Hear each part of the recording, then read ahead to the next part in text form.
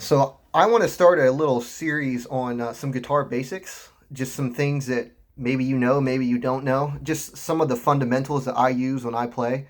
I certainly don't claim to be a professional or anything like that, but I've been playing now for about 12 years off and on, and I the guitar for that whole time. I've actually been playing music longer than that. I started back in fifth grade, but um, I wanted to today show you guys how I play not only the acoustic guitar, but the acoustic guitar with this is called a capo.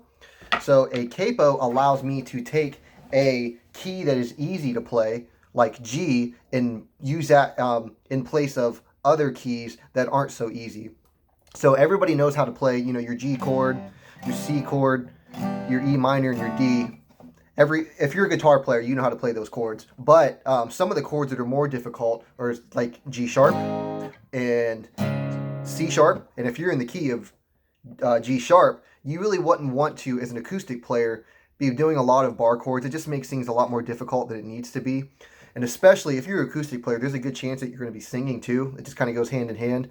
And from all the years of experience I have is I don't even want to think about the guitar when I'm playing. So I know when you start, obviously you have to be thinking about your chord changes and making sure your fingers are in the right places, that type of thing. But you play it long enough, that G, C, D, E minor, A minor, B7, the basic chords for G, you don't want to think about those. You just want to be thinking oftentimes mostly about the lyrics. And if anybody's familiar with the Nashville number system, transitioning between G and the Nashville numbering systems is nothing at all. So off of the example of actually playing, if the key was in G sharp, I don't want to play G sharp, so I'll just throw a capo onto capo 1. I'll show you guys this. So capo 1, the first fret. So the first fret is the fret behind that first metal bar. And that'll allow me to play everything as a G sharp, but yet still use G shapes. G, C, E minor, D. Now, I don't really use G sharp that often, but I do use B flat or A sharp, the same key. I use those all the time.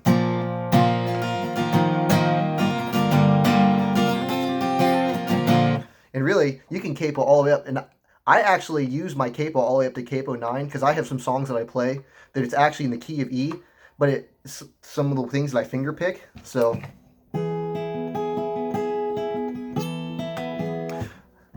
that's another way to play key of E. Now, obviously, I wouldn't, if I was going to play guitar, I would just play open E because that's a lot easier than trying to throw a capo on capo 9. That's just some finger picking things I do. But the practicality of it is this basically takes my mind off of the guitar.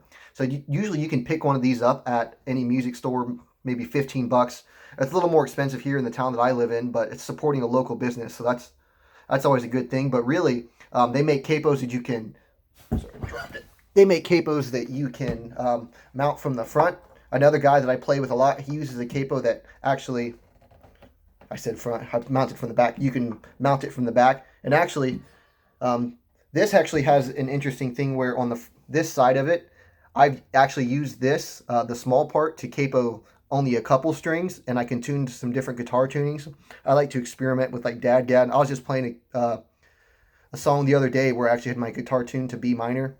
I didn't use this, but you see what I'm saying. You can use this just to get a couple strings, so it's not going to cover the full span of the guitar. I've even used it on my mandolin like that. So yeah, a capo can revolutionize everything that you're doing as a guitar player. If you guys have any more questions about it, leave a comment. I'll try to answer it. So yeah.